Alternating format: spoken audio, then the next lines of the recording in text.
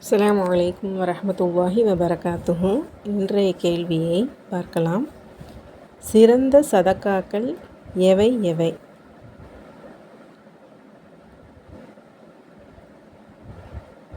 மிஸ்காத் அல் மசாபிஹ் இந்த ஹதீஸில் 3820க்கு மேலே தேடினீங்களாக்கும் இதற்குண்டான பதில் கிடைக்கும். இன்ஷா அல்லாஹ் கிடைத்த பதிலை தனிப்பட்ட முறையில் அனுப்பித்தாங்க. நேற்று கேட்கப்பட்ட கேள்வியுடைய பதிலை பார்க்கலாம். அந்த இரத்தத்திற்காக அவன் 70,000 முஹ்மின்களையும் மற்றவர்களையும் கொன்றான். அதன் பிறகே அந்த இரத்தம் கொதிப்பதை நிறுத்தியது. இந்த நிகழ்வு யார் சம்பந்தப்பட்டது? 17வது அத்தியாயத்தில் முதல் 10 வசனங்களில் தேட சொல்லி க்ளூ கொடுத்துருந்தோம். மாஷா அல்லாஹ் நிறைய சகோதரிகள் சரியான பதிலை அழகான முறையில் அனுப்பி தந்திருந்தீங்க. அல்லாஹ் நம் அனைவருடைய மார்க்க அறிவையும் மென்மேலும் அதிகப்படுத்தி தருவானாக. ஆமீன். அந்த பதிலை இப்போ நம்ம எல்லாருமே தெரிஞ்சுக்கலாம். 17வது அத்தியாயத்தில் 4லிருந்து 8 வரை உள்ள விளக்கத்தில் தஃப்சீர் இப்னு கஸீரில் சொல்லப்பட்டிருக்குது. யூதர்கள் வரம்பு மீறி அக்கிரமம் செய்தபோது அவர்களின் நாட்டை அழித்து அவர்களின் இல்லங்களுக்குள் புகுவதற்கு அல்லாஹ் அவர்களின் எதிரிகளுக்கு அதிகாரம் அளித்தான் என்று தனது தூதர் ஸல்லல்லாஹு அலைஹி வஸல்லம் அவர்களிடம் அல்லாஹ் கூறினான். அவர்கள் இழிவுபடுத்தப்பட்டதும் அடக்கப்பட்டதும் அவர்களுக்கான தகுந்த தண்டனையாகும்.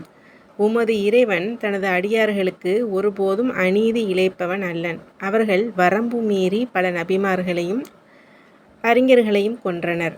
இப்னு ஜரீர் ரஹ்மத்துல்லாஹி அலைஹி அவங்க பதிவு செய்திருக்காங்க. யஹ்யா பின் சயீத் ரஹ்மத்துல்லாஹி அலைஹி அவங்க கூறுறாங்க, சயீத் பின் அல் முஸையிப் ரஹ்மத்துல்லாஹி அலைஹி அவர்கள் பின்வருமாறு கூறுவதை நான் கேட்டுள்ளேன். புக்த நஸ்ஸர், அஸ்ஸாம், பாலஸ்தீனம் உள்ளிட்ட அன்றைய சிரியா பகுதியை கைப்பற்றி பைத்துல் மக்திஸை ஜெருசலேமை அழித்து அவர்களை கொன்றான்.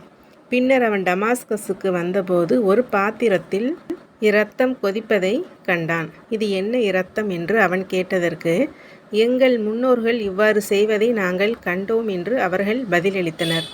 அந்த இரத்தத்திற்காக அவன் 70,000 முஹ்மின்களையும் மற்றவர்களையும் கொன்றான். அதன் பிறகே அந்த இரத்தம் கொதிப்பதை நிறுத்தியது. இந்த அறிவிப்பு சயீத் பின் அல் முஸையிப் ரஹ்மத்துல்லாஹி அலைஹி அவர்களிடமிருந்து ஆதாரபூர்வமாக வந்துள்ளது. இந்த நிகழ்வு மிகவும் பிரபல்யமானதாகும். புக்த நஸ்ஸர் அவர்களின் தலைவர்களையும் அறிஞர்களையும் கொன்று குவித்தான். தௌராத்தை மனனம் செய்திருந்த எவரையும் அவன் உயிரோடு விடவில்லை. நபிமார்களின் புதல்வர்களையும் ஏனையோரையும் அவன் கைதிகளாக பிடித்துச் சென்றான்.